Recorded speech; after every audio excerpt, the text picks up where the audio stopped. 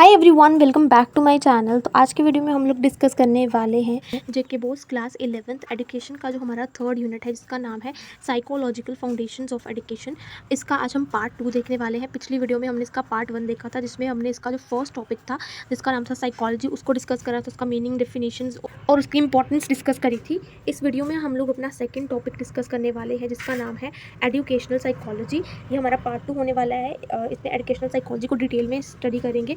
सबसे पहले इसका मीनिंग देखेंगे, देन इसके डेफिनेशंस डिस्कस करेंगे और लास्ट में इसके फंक्शंस डिस्कस करेंगे। यहाँ पे बोला गया है कि एजुकेशनल साइकोलॉजी जो है वो एक ब्रांच है साइकोलॉजी की। ये हमें बताती है कि कैसे हम लोग साइकोलॉजिकल प्रिंसिपल्स और टेक्निक्स का यूज़ करके एक ह्यूमन बिहेवियर को अंडरस्टैंड कर सकते हैं अलग अलग एजुकेशनल सिचुएशंस के अंदर। प्रिंसिपल्स, ये साइकोलॉजिकल प्रिंसिपल्स को अप्लाई करती है सबसे पहले तो अपने हमारे टीचिंग मेथड्स को इम्प्रूव करने के लिए, हमारा जो क्यूरिकुलम है उसको बेटर बनाने के लिए ताकि वो अच्छे तरीके से काम कर सके, हमारी जो असेसमेंट की स्ट्रैटेजी होती है उसे इफेक्टिव बनाने के लिए। असेसमेंट स्ट्रैटेजीज यानी कि हमारे इवेल्युएशन आ जाता है, एग्जाम्स आ जाते हैं, असाइनमेंट्स वगैरह, वो सारी चीज़ें किस तरीके से अच्छे होनी चाहिए जिससे कि हमारी स्टडी इफेक्टिव हो।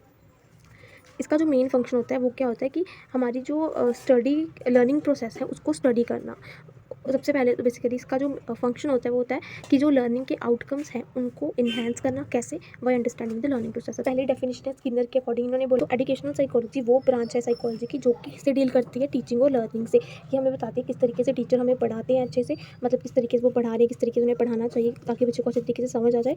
उसके बाद नेक्स्ट डेफिनेशन है क्रो एंड क्रो के अकॉर्डिंग इन्होंने बोला है कि एजुकेशनल साइकोलॉजी जो होती है वो डिस्क्राइब करती है और एक्सप्लेन करती है लर्निंग एक्सपीरियंसेस को। एक इंडिविजुअल के जितने भी लर्निंग एक्सपीरियंस है, जो भी उसने अपने बर्थ ओल्ड एज तक जो भी चीज़ें सीखी उसको हमें एजुकेशनल साइकोलॉजी बताती है, यानी कि एक्सप्लेन करती है कि कैसे एक इंसान जो है बर्थ से लेकर डेथ तक किन किन चीज़ों को एक्सपीरियंस करता है। Understanding the learner and the learning process.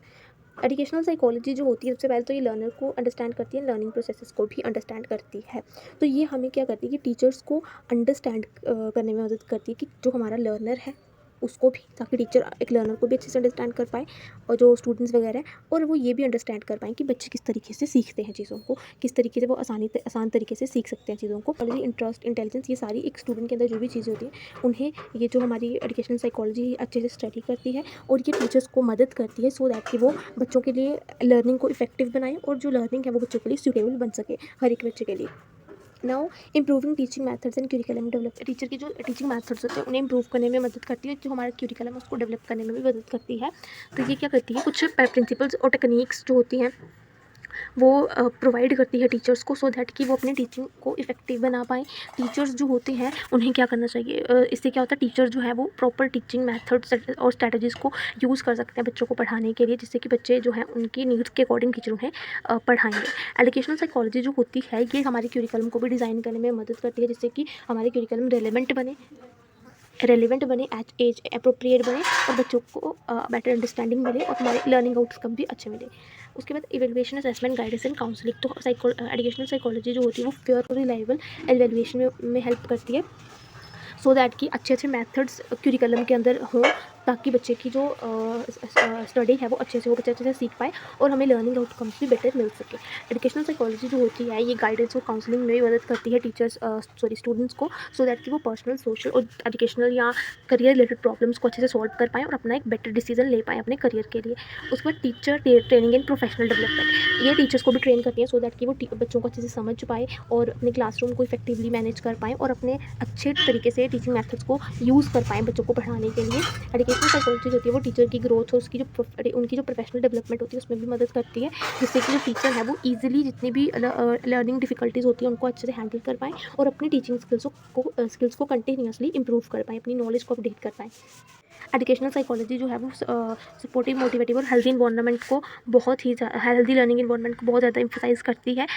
जब एक टीचर जो है वो अच्छे से अपने जो आसपास जो क्लासरूम का एक तरीके से डायनामिक्स है, ठीक है, ग्रुप बिहेवियर है, उसको अच्छे से टीचर्स अंडरस्टैंड करते हैं तो वो अपनी क्लास के अंदर बेसिकली एक हारमोनी जो है वो मेंटेन करके रख सकते हैं, बच्चों को इनकरेज कर सकते हैं सो दैट कि वो पार्टिसिपेट करें और ओवरऑल जो है बच्चे की जो लर्निंग आउटकम्स हैं वो काफ़ी अच्छे से होंगे, बेटर बनेंगे। तो एजुकेशनल साइकोलॉजी जो होती है, अगर हम कंक्लूजन देखें इसका, था। तो एजुकेशन साइकोलॉजी जो होती है वो टीचर्स को हेल्प करती है ताकि वो लर्नर्स को या स्टूडेंट्स को अच्छे से अंडरस्टैंड कर पाए, अपने टीचिंग के मेथड्स हो गए, स्किल्स को अच्छे से इंप्रूव कर पाए, अपनी नॉलेज को अपडेट कर पाएँ, क्यूरिकुलम को अच्छा बना पाएँ, लर्निंग जो है वो सभी को मिले अच्छे से, और स्टूडेंट्स को गाइड करें। वो एजुकेशन साइकोलॉजी इसमें मदद करती है। देन ये टीचर्स को डेवलप करती है और एक पॉजिटिव क्लासरूम का इन्वायरमेंट बनाने में मदद करती है। And I hope it is clear to everyone. And अगर आपको इसके बाकी लेक्चर्स देखने तो आप लोग मैं प्लेलिस्ट का लिंक आपको डिस्क्रिप्शन बॉक्स में दे दूँगी, आप वहाँ से चेकआउट कर लेना। हमने अभी तक अपना यूनिट 1 और यूनिट 2 भी कंप्लीट कर लिया है, उनको भी आप चेकआउट कर लेना, उनके नोट्स आपको डिस्क्रिप्शन बॉक्स में मिल जाएंगे।